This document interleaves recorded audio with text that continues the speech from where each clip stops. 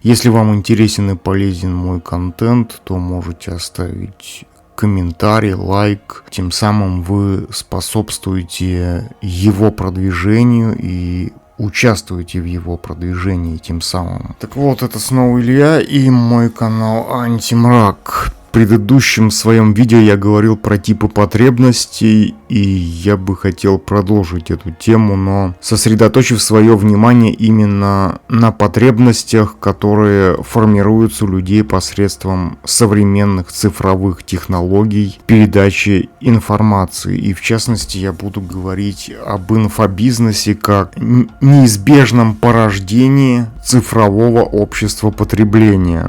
Естественно, что интернет значительно облегчает получение той или иной информации, ведь пользователю нужно только ввести определенный запрос в поисковике любого браузера, и затем поисковая система выдаст ему результат в виде списка сайтов, которые были оптимизированы под данный запрос. То есть человек получает любую информацию, сидя на одном месте, не выходя из дома. И малая энергозатратность такого способа получения информации пресыщает его, в том смысле, что он питается не столько определенной информацией, сколько ее разнообразием, поскольку ему ничего не нужно делать для ее получения. И это разнообразие как раз таки и служит самим стимулом к потреблению ее. И факт становления интернета общедоступным способствовал зарождению такого феномена, как инфобизнес, то есть продажи информации. Глядя на то, что происходит в этом интернете, кажется, что потребителям уже не важно, какую информацию потреблять. Создается впечатление, что для потребителя самое важное — это упаковка в виде заявляемой темы и перспектив, которые сулят ему как-то тому, кто потребит этот продукт. Психология как главная маркетинговая подоплека зарождения инфобизнеса. Вообще психология — это главная маркетинговая подоплека инфобизнеса в его современном цифровом виде. То есть психология по сути торгует одной единственной идеей того, что потребивший ее может стать каким-то другим. К примеру, как стать уверенным, как стать счастливым, как обрести счастливые отношения. То есть это все маркетинговые лозунги, которыми пользуется вот эта психологическая информационная индустрия.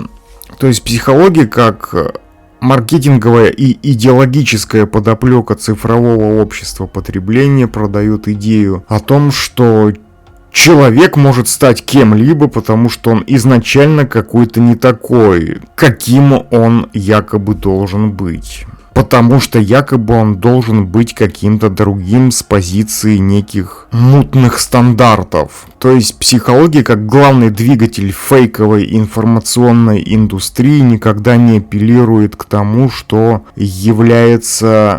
уже является причиной текущего состояния человека. Допустим, вы пришли к врачу-стоматологу по причине того, что у вас болит зуб. И этот стоматолог сказал бы вам, что у вас болит зуб, потому что вы испытываете половое влечение к своим родителям. Наверное, вы бы сочли такого стоматолога сумасшедшим, но большинство людей устраивают подобные теории, сочиненные австрийским писателем-фантастом Фрейдом. То есть множество людей, которые раньше обращались к бабкам-гадалкам и шаманам, теперь потребляют подобные теории, которые по своей сути являются все тем же гаданием и шаманством. Им, образно выражаясь, неинтересно, что, например, причиной раздражительности может быть наличие паразитов в организме. Они жаждут обращаться к неким инфогуру, которые посоветуют креститься 3 раза в день или просыпаться ночью и выть на луну для того, чтобы задобрить богов. Для них имена вроде того же самого Фрейда становятся чем-то вроде имени нарицательного, означающего непонятно что, но что-то очень загадочное, во что данный инфоавторитет, произведший данную инфотеорию, вложил какой-то якобы глубокий смысл, основанный на объективных научных данных, якобы. И по своей сути все эти имена являются продуктом массовой культуры, возымевшие спрос со стороны большинства, потому что большинство склонно к тому, чтобы становиться добровольными жертвами самообмана. Поэтому инфобизнес в его современном цифровом виде приобрел значение самоценности, то есть сферы, которая декларирует некую ценность, но эта ценность абсолютно не связана с реальностью. Она не апеллирует никаким объективным критериям, которыми оперирует наука, потому что такая апелляция перегружала бы мозг потребителя. Ему интереснее услышать что-нибудь о некоем Фрейде, да, даже не делая поверхностной проверки его так называемых теорий, выковыренных из носа, набитого колумбийским порошком. Почему инфобизнес превзойдет по обороту любой другой? Инфобизнес на самом деле превзойдет по обороту любой другой, потому что люди не хотят думать, они хотят верить в некую красивую историю.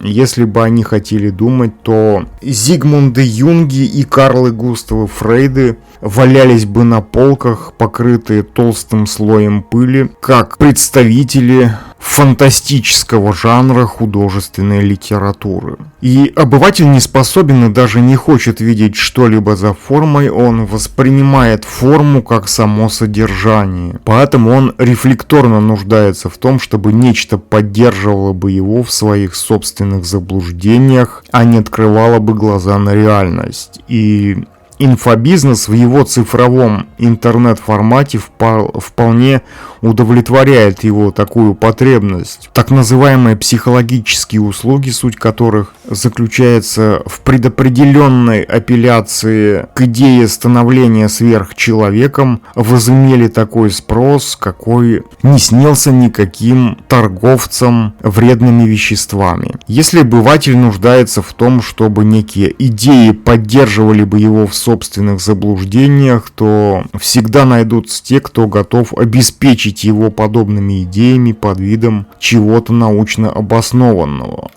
Собственно, интернет-пользователь готов потреблять инфопродукт уже только потому, что он укрепит его в собственных заблуждениях, которые позволяют ему отключиться от своей реальности, в которой он не видит причинно-следственных связей между тем, что он культивирует бессознательно в качестве своих идеалов, и тем, что он имеет в качестве своего текущего положения в сферах своей собственной жизни. Почему информационные фейки — это неизбежное порождение общества потребления? На самом деле информационные фейки — это неизбежное порождение общества потребления, поэтому это и не хорошо, и не плохо. Общество потребления одним своим существованием порождает такие фейки, потому что они имеют спрос со стороны масс. Собственно, информационные фейки — это неотъемлемый элемент массовой культуры, где человек потребляет их через форму подачи информации, абсолютно упуская намерение генератора этой информации. Обыватель может только декларировать, что он находится на чьей-либо стороне с политической подоплекой, но он не может быть ни на чьей стороне, потому что он принимает только то, что ему дают, и в той форме, в которой ему это дают. Он будет на чьей-либо стороне не потому, что он встал на ту сторону осмысленно для самого себя, а потому что ему сказали, что быть на стороне какой-либо позиции — это абсолютная истина. Он обречен на то, чтобы жить в состоянии заблуждения, потому что это соответствует его уровню понимания реальности. Идентичность потребительских масс. Идентичность потребительских масс всегда создается на основе примитивной информации. Собственно, пропаганда — это всегда примитивная информация, рассчитанная на массы для активации в них животных инстинктов. В идеологическом контексте общества потребления инфобизнес на примере тех же самых психологических услуг создает для потребительских масс идею о том, что обыватель может стать кем-то более лучшим, чем он является на текущий момент времени, как будто бы он стал таким просто так, без всяких причин. Для психологических услуг, как разновидности инфобизнеса, было бы противоестественно побуждать инфопотребителя к рассмотрению первопричин состояния человека. Создание базовой идеи о том, что инфопотребитель может стать неким сверхчеловеком, это не решение проблемы того, что человек им не является. Сама идея сверхчеловека — это и есть сама проблема, которую создает психология как разновидность и индустрия инфобизнеса. То есть психологический инфобизнес, как отрасль общества потребления, создает фейковую проблему для того, чтобы продавать ее фейковые решения. И люди ведутся на это, потому что, находясь в одной и той же информационной среде, они начинают воспринимать идею о том, что они могут стать сверхлюдьми, как нечто естественное, безотносительно к рассмотрению причин, которые привели его к текущему состоянию. Но инфобизнес, в частности психологический, не ставит своей целью апелляцию к причинам, так как он создает саму проблему, на основе которой он создает себе идеологическую базу. То есть потребитель всегда находится в строгих идеологических рамках, он не может отделить свою потребность от той идеологической интерпретации реальности, картину которой для него создает культурная среда. Поэтому для него существует только некая общая усредненная реальность, в которой он себя идентифицирует с большинством через поверхностные представления о ней.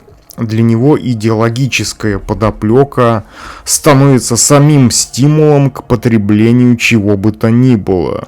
Ему, к примеру, не важно, что некто Фрейд писал фантастические рассказы со своими генитальными теориями. Для него важно то, что в среде такого ограниченного большинства, как и он, сам некто Фрейд является великим ученым. Ведь узнать от какого-нибудь ученого-биолога о том, что Фрейд это не более чем великий шарлатан, было бы неприятно, потому что это разрушает веру в красивую историю, в которую хочется верить. Поэтому идентичность потребительских масс всегда строится на дезинформации, выполняющей для них роль знаний.